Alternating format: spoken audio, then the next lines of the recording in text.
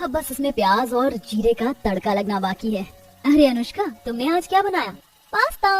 अच्छा। भाभी, यामिनी भाभी, खाना बना कि नहीं? खाना बस बनने ही वाला है। अरे तनीषा, अगर भूख लगी है तो पास्ता खा लो, मैंने बना दिया है। पास्ता? नहीं भाभी, मुझे यामिनी भाभी के हाथ के दाल चावल ही खाने हैं। अच्छा। अरे अरे तनीषा, अगर अनुष्का बोल रही है तो खा लो ना। नहीं भाभी, मेरा मन आपके हाथों के दाल चावल खाने का ही है। अच्छा, जब बन जाए तो मुझे बता देना। ठीक है। तनीषा ऐसे बोलकर चली गई। यामिनी और अनुष्का दोनों गंगा की बहुएं थीं, जिसमें यामिनी बड़ी और संस्कारी बहू थी तो वहीं अनुष्का मॉडर्न और छोटी बहू थी। दोनों ही बहुओं की अपनी अपनी खासियत थी। जहाँ यामिनी समझदार कुशल गृहिणी थी, वहीं अनुष्का को घर के काम ज्यादा अच्छे से नहीं आते थे। यामिनी घर का खाना और खास तौर से दाल चावल बहुत ही स्वादिष्ट बनाती थी, जिसके सभी घर वाले दीवाने थे। लेकिन अनुष्का ऐसा कुछ नहीं बना पाती थी। वो सिर्फ फास्ट फूड ही बनाती थी, जिसकी वजह से वो यामिनी से थोड़ी कटी कटी सी भी रहती थी। आज भी यामिनी ने दाल चावल बनाए थे, जिनके आगे अनुष्का के पास्ते को किसी ने पूछा तक नहीं। अभी दोनों देवरानी जेठानी रसोई में ही थी कि तभी अनुष्का यामिनी से बोली, आपको अच्छा बनने की जरूरत नहीं थी भाभी। मैं जानती हूँ आप भी नहीं चाहती कि कोई घर में मेरा बनाया फास्ट फूड खाए, नहीं तो आप हर रोज ये दाल चावल ना बनाती। अनुष्का, ये तुम कैसी बात कर रही हो? मैं भला क्यों चाहूंगी कि तुम्हारे खाने को कोई पसंद ना करे? और तुम मुझसे ऐसी ही बातें क्यों करती हो? मुझे तो लगता है कि वो तुम हो जो मुझसे जलती है। मैं और आपसे जेलस होंगी? ऐसा क्या है आपके अंदर जो मैं आपसे जेलस फील करूं? अरे बहू, यामिनी बहू, खाना बना कि नहीं? हाँ हाँ माँ जी, बन गया है, लाती हूँ। यामिनी ने प्लेट्स में अपना खाना निकाला और वो उसे डाइनिंग टेबल पर ले गई। सभी बेसब्री से उसके बनाए दाल चावल का इंतजार कर रहे थे। दाल चावल आते ही सबने उनके ऊपर धावा बोल दिया और बड़े ही चाव से उन्हें खाया। यामिनी, इस दुनिया में कोई चीज ऐसी नहीं जो तुम्हारे दाल चावल का मुकाबला कर सके, सच में। सच? लीजिए तो और खाइए। बहू, बाकी सब तो ठीक है, लेकिन मुझे ये बता कि ये अनुष्का कहाँ है? आज खाना खाने नहीं आई? माँ, वो अपने कमरे में चली गई है, आ जाएगी जब उसे भूख लगेगी। यामिनी ने ऐसे बोलकर बात को खत्म कर दिया। हर रोज ऐसा ही होता था। यामिनी का बनाया हुआ खाना कभी कभार ही अनुष्का खाती थी, वरना वो अपने कमरे में अपने फास्ट फूड ही खाया करती थी। दोनों देवरानी जेठानी की ये नोक झोंक चलती ही रहती थी। ऐसे ही सिलसिला जारी था। अनुष्का हमेशा सोचती थी कि वो अपने परिवार का दिल किस तरह से जीते, लेकिन वो हमेशा नाकाम हो जाती थी। आज भी वो बाजार आई हुई थी। अरे भैया, मुझे कुछ चीज स्लाइसेस और साथ में मोज़रेला चीज भी दीजिए। आज तो मैं सभी को खाने में चीजी कटलेट बना कर दूंगी। आज अगर माँ जी ने मेरे खाने की तारीफ नहीं की तो मेरा नाम भी अनुष्का नहीं। अनुष्का ने आज अपने खाने से सभी को इम्प्रेस करने का मन बना लिया था। उसने बाजार से काफी सारे फास्ट फूड बनाने की चीजें ले ली और वो घर में आ गई। घर आते ही उसने एक भी मिनट वेस्ट नहीं किया और वो सीधा रसोई में चली गई। अरे आज ये किचन इतना साफ साफ से कैसा लग रहा है? जो भी हो, मैं अपना काम करती हूँ। आज मैं चीज से चीजी कटलेट और साथ में पिज्जा और कोल्ड कॉफी बनाऊंगी। अनुष्का ऐसे बोलकर काम में लग गई। उसने पहले पिज्जा का बेस बनाया, उसके बाद अभी वो बाकी तैयारियां कर ही रही थी कि तभी अंदर उसकी जेठानी यामिनी आ गई। अरे अनुष्का, तुम क्या बना रही हो?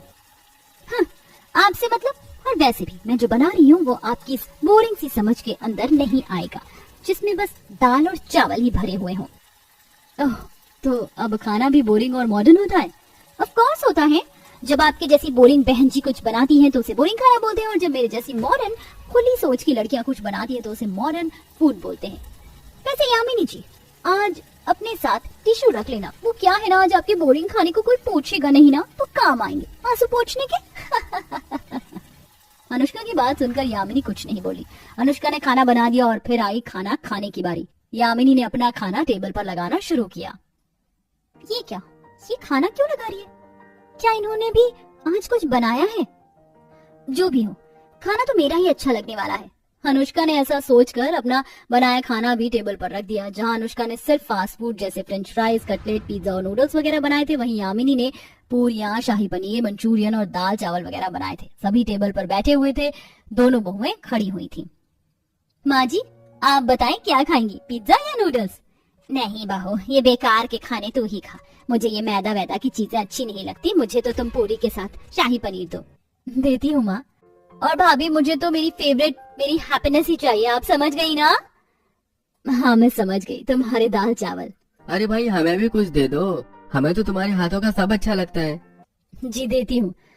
सभी बस यामिनी का बनाया खाना ही खा रहे थे, जिसको देखकर अनुष्का का मूड खराब हो गया। उसके पति ने उसका मुंह देख लिया था।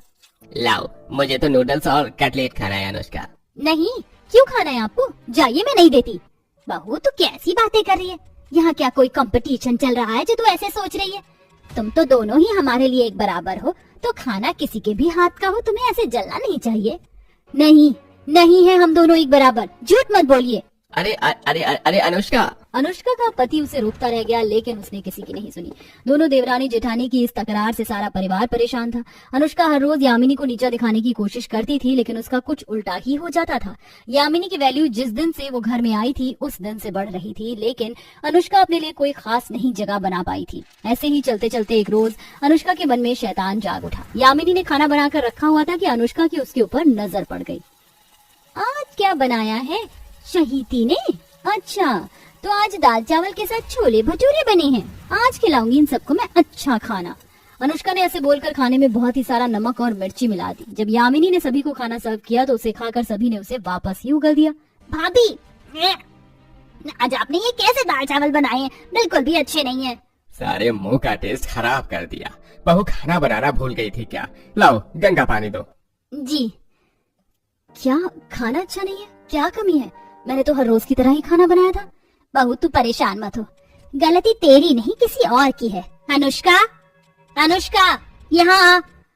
जी, क्यों किया तूने ऐसा? बोल, क्यों बिगाड़ा तूने अपनी जेठानी का बनाया हुआ खाना? मैंने? माँ जी, मैंने क्या किया? तूने क्या किया? एक बात जान ले बहू, रिश्तों की दीवार बस भरोसे पर टिकी हुई है, और मैं अच्छे से जानती हूँ कि मेरी बहू यामिनी कभी ऐसा खाना नहीं बना सकती, क्योंकि इसके ऊपर मेरा विश्वास है। लेकिन तूने कभी उस दीवार को पक्का नहीं होने दिया। मैं विश्वास के साथ कह सकती हूँ कि तूने ही यामिनी का बनाया खाना बिगाड़ा है, भले ही तू मान या मत मान। माँ, आप बिना देखे ऐसे कैसे अनुष्का के ऊपर कोई भी इल्जाम लगा सकते हो? क्योंकि मैं तेरी माँ हूँ, मुझसे बेहतर तुम्हें कोई नहीं जान सकता। हाँ, ये तुम्हारी सभी की माँ है और मेरी दुश्मन। अनुष्का ऐसे बोलकर अपने कमरे में चली गई।